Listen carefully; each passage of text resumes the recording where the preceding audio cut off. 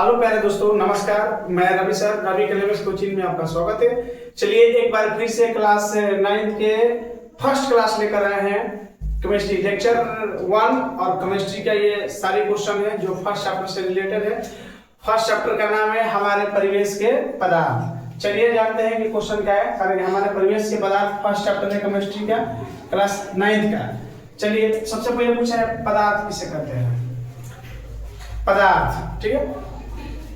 पदार्थ कोई भी वस्तु जो कुछ स्थान घेरे, जिसमें द्रव्यमान हो, आयतन हो और वो अवरोध उत्पन्न करे, उसे पदार्थ कहते हैं। सबसे बढ़िया जानिए आखिर पदार्थ है क्या। पदार्थ क्या है भाई? करेंगे वैसा वस्तु जिसमें द्रव्यमान हो, भार हो, आयतन हो, उसे क्या कहते हैं? उसे पदार्थ कहते हैं। अब समझिए जैसे कि ये मेरा पेन है, इसमें आयतन भी है, द्रव्यमान भी है और भार भी है, तो क्या हुआ? पदार्थ हुआ। चलिए नेक्स्ट चलते हैं। करेंगे द्रव क्या है, माने कि द्रव्य क्या है। ठीक है, द्रव्य क्या है। चलिए जानते हैं कि द्रव्य क्या है। करेंगे द्रव्य एक प्रकार की पदार्थ है। द्रव्य भी एक प्रकार की क्या है? पदार्थ है, जिसे किसी भी भौतिक प्रक्रिया की सहायता से पदार्थ के अन्य पदार्थों में विभक्त नहीं किया जा सकता, उसे क्या कहते हैं? उसे द्रव्य कहते हैं। ठीक है, चलिए ध्यान से देखिए फिर एक बार। करेंगे द्रव्य एक प्रकार की पदार्थ है, जिसे किसी भी भौतिक प्रक्रिया की सहायता से अन्य पदार्थों में विभक्त नहीं कर सकते हैं, उसे क्या कहते हैं? द्रव्य कहते हैं। चलिए इसके बाद देखते हैं, उदाहरण देते हैं कि भाई द्रव्य है क्या। करेंगे चीनी एक प्रकार के द्रव्य है। चीनी क्या है? एक प्रकार के द्रव्य है। जल में विलीन चीनी को जल का सिर्फ वाष्पीकरण करके प्राप्त किया जा सकता है। बहुत ही बढ़िया है। कह रहे हैं कि चीनी एक प्रकार की क्या है? द्रव है, और इसको वाष्पीकरण करके चीनी को, देखिए मान लीजिए सपोज दैट में हम एक बीकर लेते हैं, एक बीकर ले लिए, इसमें एक बीकर ले लिए, इसमें जल की मात्रा है, इसमें जल है, जल का सूत्र होता है H2O। ठीक है, इसमें जल है और इसमें हम डाल दिएगा चीनी,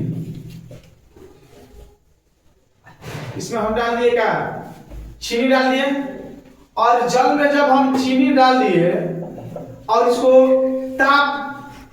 ताप देंगे ना, जब हम इसको उष्मा देंगे, हीट करेंगे, तो जल का होगा, जल वाष्पीकृत होकर हमें चीनी प्राप्त हो जाएगा पुनः। ठीक है, आशा करते हैं कि बहुत ही बेहतरीन समस्या आपके समझ में आया होगा। अगर यही सबसे बड़ा समस्या होता है समझने का, तो जल को और चीनी को एक साथ किसी बीकर में विलीन करते हैं। इसके बाद क्या करते हैं भाई? तो इसको दोनों के साथ में मिश्रण करने के बाद ताप देते हैं, और ताप करने के बाद इसको क्या करते हैं? वाष्पीकृत करते हैं। वाष्पीकृत द्वारा फिर से पुनः क्या होता है? चीनी प्राप्त हो जाता है। चलिए अगला देखते हैं क्वेश्चन क्या है। करेंगे पदार्थ की भौतिक प्रकृति को लिखिए एवं समझाएं। करेंगे पदार्थ के भौतिक प्रकृति क्या है और इसके लिखना है और इसको समझाना है। तो पदार्थ के निम्नलिखित 5 भौतिक प्रकृति है। कितनी है? 5। पहले करेंगे पदार्थ के कोणों का, माने कि पदार्थ कोणों का बना होता है। पदार्थ जितने भी पदार्थ होते हैं वो अत्यंत छोटे-छोटे कोणों का बना होता है। ये नहीं कि छोटे-छोटे कोणों का बना होता है, पदार्थ छोटे-छोटे कोणों का बना होता है। ठीक है। और दूसरा, पदार्थ के कोण अत्यंत सूक्ष्म होते हैं, इनके बारे में डिफिनेशन देना है। और तीसरा, पदार्थ के कोण अनवरत गतिशील रहते हैं, इसको भी बताएंगे। फिर चौथा क्या है भाई?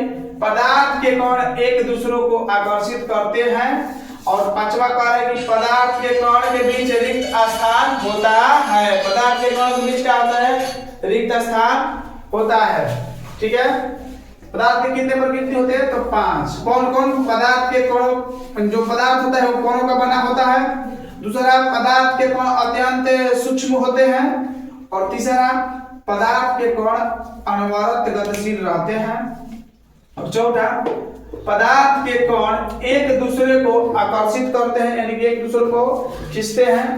और पदार्थ के कणों के बीच रिक्त स्थान होता है, यानी कि खाली स्थान होता है। जिससे कि मान लीजिए कहे कि पदार्थ कणों का बना होता है, यानी कि कहने का मतलब कि पदार्थ अत्यंत छोटे-छोटे कणों से मिलकर बना होता है।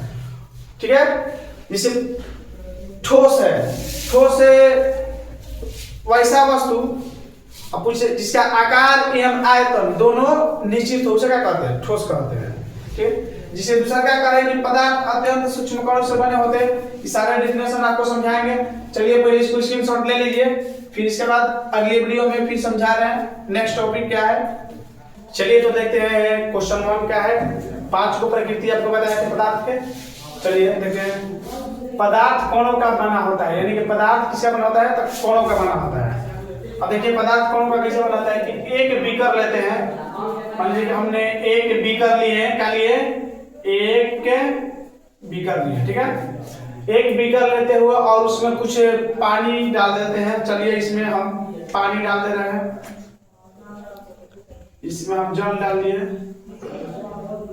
ठीक है भाई, जल NH2। ठीक है, इसमें हम क्या डाल दिए? जल डाल दिए। फिर उसमें लकड़ी की गुठियां मिला देते हैं।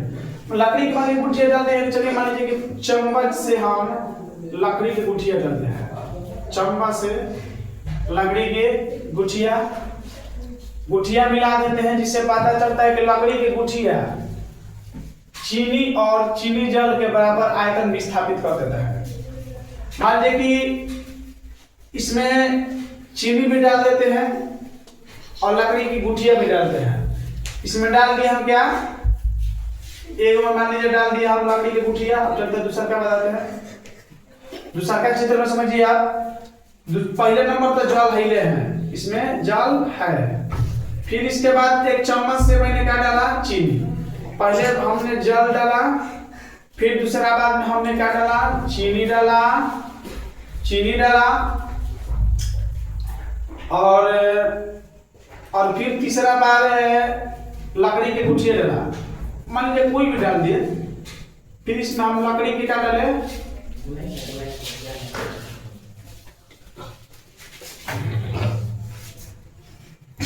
लकड़ी के गुठिका कहिए या गुठिका किसको बोलते हैं? जो लकड़ी के गोल गोल होता है ना, उसी को गुठिका बोलते हैं। ठीक है, अब चलिए हो गया। अब कह रहा है कि गुठिका डालते हैं और चीनी जल के बराबर आयतन विस्थापित कर देता है, जिसके कारण जल का स्तर ऊपर उठ जाता है। देखिए अब इसमें मान लीजिए लकड़ी के जब हम गुठिया डालते हैं, तो तीसरा का फिगर में समझिए। जब हम लकड़ी के गुठिया, पहले नंबर तो जल, पहले नंबर में क्या डालते हैं बाबू? पहले सिंपल दोनों बराबर में जल डालते हैं। ठीक है, जल डाल दिए।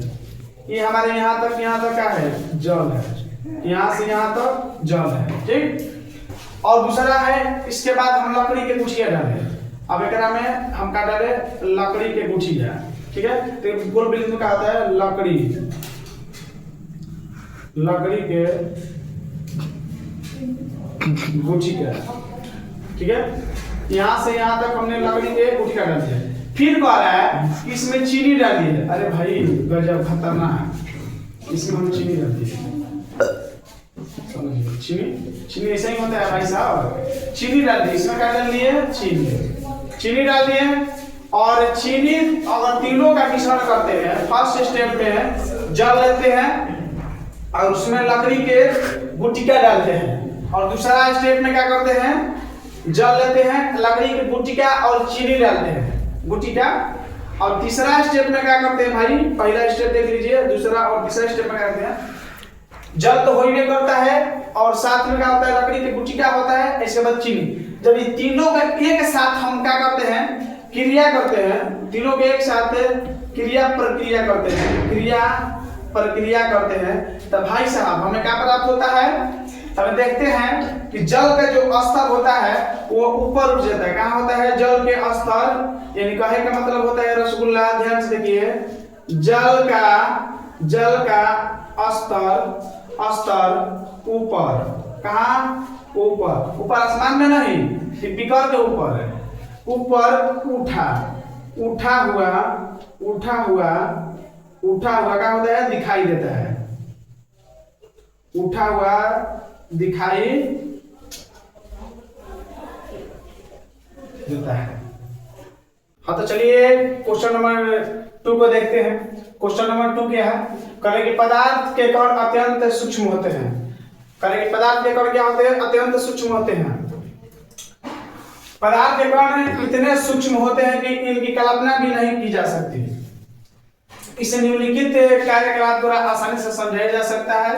जैसे प्रथम चरण में कह रहे कि एक बीकर में 100 ml जल डालिए, यानी कि एक बीकर लेंगे, क्या लेंगे, एक और बीकर लेंगे हम, ठीक है, एक हम बीकर लेंगे और कह रहे कि एक बीकर में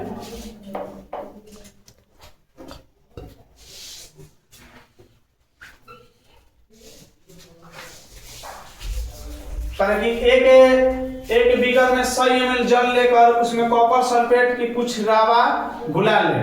करे कि 100 ml के मैंने एक बीकर लिए, हम 100 ml के एक बीकर लिए, ठीक है, बीकर है हमारा 100 ml के एक बीकर ले लिए हैं।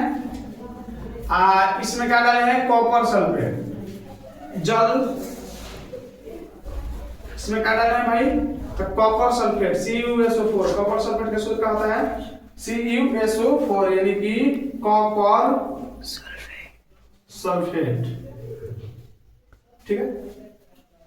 कॉपर सल्फेट के कुछ रावा घुला लें, इसमें कॉपर सल्फेट डाल दिए जल में और रावा कुछ इसमें घुल गया है, देख लीजिए। तब विलयन का रंग नीला हो जाता है। इसका जो रंग होगा प्यारे दोस्तों, कैसा होगा दोस्त मेरा, नीला, कैसा होगा, नीला, ठीक है।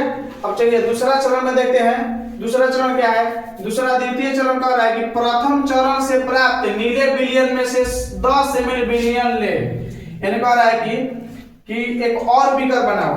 चलिए बना रहे हैं, चलिए हटाइए, एक और हम बीकर बना दिए, हमने एक और बीकर बना दिए। कह रहा है कि प्रथम चरण में से प्राप्त नीले विलयन में से 10 ml विलयन लेकर उसे दूसरे बीकर में रख के 100 ml जल डालें। चलिए जब हेकरा में 100 ml जल डालेंगे तो सबसे पहले इसमें भी क्या करेंगे, 100 ml जल डाल देंगे। चल भैया आ जाओ, 100 ml तुमको भी जल डाल दे। 100 ml क्या डाले हैं भैया, जल, क्या डाले हैं भाई, यहाँ भी 100 ml क्या डाले हैं, जल। जल का सूत्र होता है H2O, क्या होता है, H2O, ठीक है। जल का सूत्र क्या होता है, नहीं बुझा रहा तो यहाँ लिख दिए H2O, ठीक है। 100 ml है, 100 ml लेते हैं। अब फल इसमें क्या करते हैं, 10 ml के इसमें क्या करते हैं, विलयन डालते हैं, ठीक है ना। क्या करेंगे भाई साहब, तो भाई साहब मेरे 10 ml के क्या डालेंगे, नीला विलयन, क्या डालेंगे, 10 ml के नीला विलयन। इसमें 10 ml के क्या डाले, नीला विलयन डाले, जिससे कि इसमें डाले तो चलिए इसमें भी 10 ml के नीला विलयन डाल दिए। मान लीजिए 10 ml का हमने इसमें नीला विलयन डाल दिया, मेरे पास नीला कलर है नहीं, मान लीजिए नीला डाल दिए इसमें भी हम डाले हैं, ठीक। फिर तीसरा चरण में क्या कर रहा है कि द्वितीय चरण से प्राप्त विलयन में से 10 ml विलयन लेकर उसे तीसरे बीकर में रखे 100 ml जल में डाले। चलिए भैया तीसरा विलयन लेते हैं, ये मेरा हो गया पहला, दूसरा, अब इससे बना रहे हैं तीसरा बीकर में क्या कर रहे हैं भाई साहब, ध्यान से देखिए रसगुल्ला। चलिए तीसरा विलयन ले लिया, साइज थोड़ा बड़ा सा कोई मतलब नहीं है, साइज बड़ा या छोटा हो, बस बीकर दिए हम, बस उतना ही डालेंगे, सही है मैंने, ठीक है। इसमें भी पहले क्या करेंगे, 10 ml डाल दे रहे विलयन। मान लीजिए हम इसमें 10 ml विलयन डाले हैं, मान लीजिए इसमें हम क्या डाले हैं भाई, 10 ml विलयन डाले हैं, इसमें क्या डाले हैं, 10 ml विलयन, लेकिन जल कितना है, जल 100 ml, जल है कितना है, 100, यहाँ से डाल दे रहे हैं, जल कितना है, 100 ml, क्या है, जल 100 ml जल। और इसमें विलयन भी डाल दिए हैं हम कितना, 10 ml, विलयन डाल दिए हैं कितना, 10 ml विलयन डाल दिए हैं। लेकिन इसमें देखने का सबसे बड़ी बात है क्या भाई, कि जब जल में 10 ml विलयन डाले हैं तो इसका रंग क्या हो रहा है भाई, तो इसका लास्ट में जो हमारा रंग प्राप्त हो रहा है सुगा, लास्ट में रसगुल्ला मेरा जो रंग प्राप्त हो रहा है भाई साहब, जगह नहीं है इसलिए यहाँ कर दिए है, वो इसमें कोई परिवर्तन नहीं होता है। क्या होता है, कोई परिवर्तन नहीं होता है, कोई परिवर्तन नहीं होता है भाई। जब कोई परिवर्तन नहीं होता है तब क्या होता है, कोई परिवर्तन नहीं होता है तो इसका रंग सेम टू सेम क्या रहता है, नीला। क्या रहेगा, नीला के नीला ही रहेगा, इसमें कोई परिवर्तन नहीं होता है, जैसे होता है वैसा ही ये दिखता है।